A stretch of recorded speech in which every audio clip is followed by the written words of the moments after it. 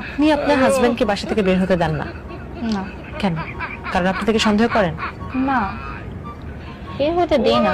কেন দিবেন না আপনি বাসা থেকে বের হতে? বাসা থেকে বের হয়ে কি করবি?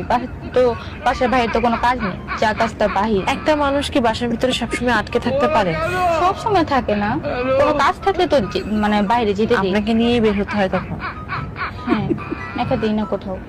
তারপরে আপনি আপনার হাজবেন্ডকে সন্দেহ করেন? না, কেন একা যাবে? বউ থাকতে বউ রেখে কেন যাবে? বউকে নিয়ে যাবে যেখানে যাওয়ার দরকার। এটাই সন্দেহের একটা লক্ষণ।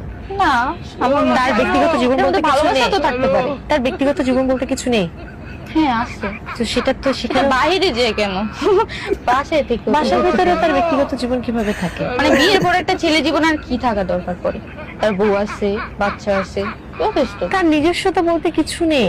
না, বিয়ের পরে নিজস্ব তো থাকার দরকার নেই, কেন থাকবে?